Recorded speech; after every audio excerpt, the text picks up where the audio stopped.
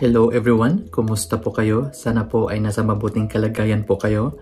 Kung kayo po ay baguhan pa lang sa channel na to and you think that this channel can be of help in providing you with useful and relevant information, please feel free to subscribe to this channel and to click on that notification bell icon so that you will get notified of our future videos. Maraming salamat po. I took the pleasure to read the comments and reactions dun po sa mga old videos po natin in this channel. There are actually more than 100 videos already, 122 to be exact, including the shorts as of the time na ginagawa ko pong video na to. And I'm just happy to know na hanggang sa ngayon po, yung mga old videos po natin, yung mga matagal na, ay nakakatulong pa rin sa maraming nakakapanood nito.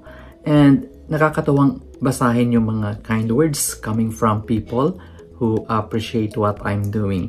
Maraming salamat din po sa support na inyo pong ibinibigay sa channel na to. So I decided to dedicate this video to the discussion of one important topic tungkol po sa lupa dahil I found out na marami pong nagtatanong tungkol sa CLOA o Certificate of Land Ownership Award. I will pick some common questions mula po sa comment section ng mga previous videos po natin.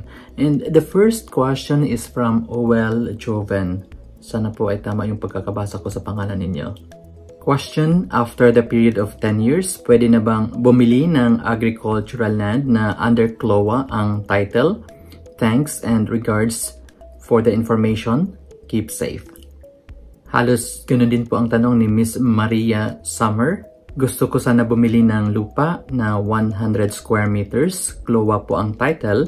Nakapangalan sa nanay nila pero namatay na po. Di pa nakatransfer sa mga anak ang title. Safe po ba itong bilhin? Kasi daw po sa 2023 mag 10 years na at pwede na daw po ito i-transfer sa name ko.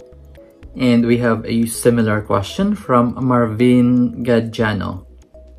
Attorney, pwede bang makancel ang CLOA title pag ibinenta kahit wala pang 10 years? At related din po dito yung tanong ni Phil North Vlogs.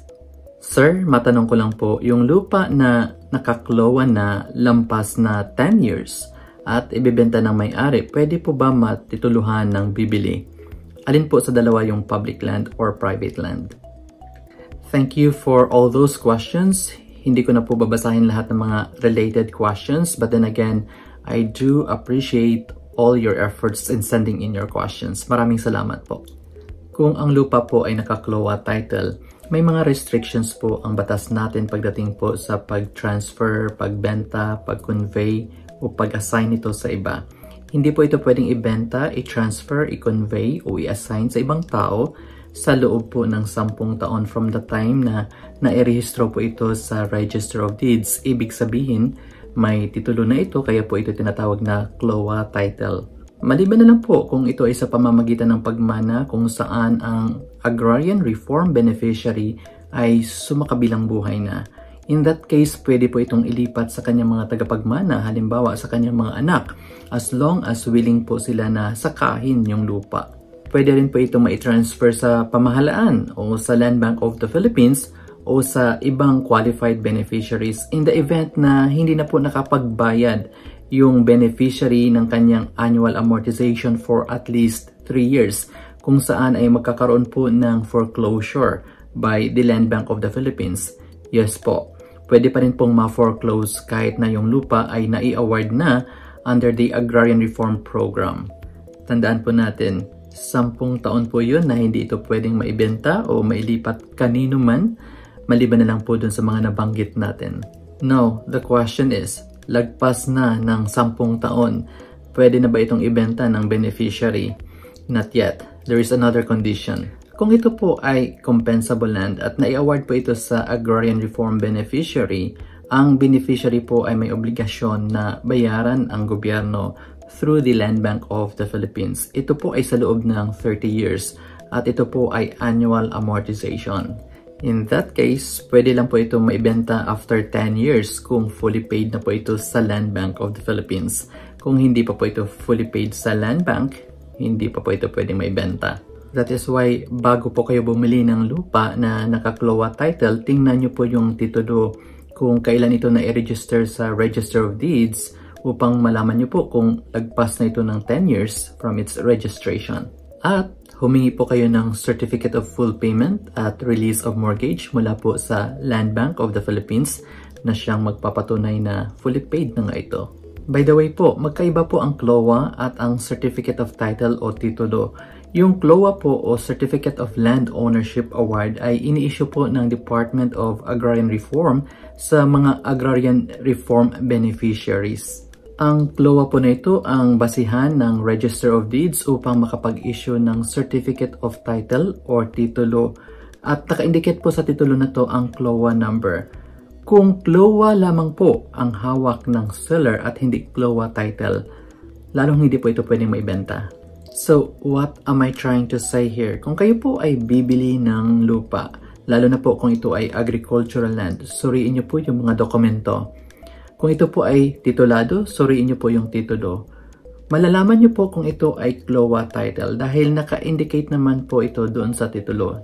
Again, kung ito po ay CLOA title at wala pa pong 10 years from the time na ito ay na-issue, hindi po ito pwedeng ibenta dahil ipinagbabawal po ito ng batas. Kung lagpas naman po ito ng 10 years at ito po ay compensable land, alamin niyo po muna kung ito ay fully paid na sa Land Bank of the Philippines dahil kung hindi pa, bawal din po itong ibenta. How do you make sure na hindi masayang yung investment nyo sa pagbili ng lupa na naka-CLOA title? I suggest na isang guni nyo po muna sa opisina ng DAR bago nyo po bilhin yung lupa. Dahil the DAR keeps all the records of all lands that were covered under the Agrarian Reform Program. At sa DAR nyo rin po malalaman kung ang lupa po ay compensable or non-compensable land. And most importantly, bago nyo po kasi maipapalipat sa inyong pangalan yung titulo ng lupa, kakailanganin nyo po ang DAR clearance. Isa po ito sa mga requirements doon sa Register of Deeds. May nagtatanong din po, paano po kung nabili na yung lupa na naka-CLOA title after 10 years at after fully paid na ito sa Land Bank of the Philippines? Meaning to say, matured CLOA title na ito. Mag-a-apply pa rin ba yung restrictions? In that case po, hindi na po mag-a-apply yung 10-year restriction. Pero magkakaroon po ng annotation doon sa Transfer Certificate of Title na hindi ito pwedeng ma-convert to other uses other than the agricultural use unless na lang po kung makakuha kayo ng conversion order mula sa DAR. Meron na po tayong mga videos about DAR conversion order. Paki-check na lang po sa channel. I hope that I was able to answer clearly all your questions. At sana po ay may natutunan kayo sa video na to. Susubukan ko pa pong sagutin ang iba nyo pa pong mga katanungan in our future videos. Please feel free to share your thoughts and reactions in the comment section below. At kung hindi pa po kayo nakapag-subscribe sa channel na to, sana po ay mag-subscribe po kayo. And don't forget to click on that notification bell icon so that you will get notified of our future videos. Always remember, ignorance of the law excuses no one from compliance therewith. I will see you in my next video. Ingat po kayo.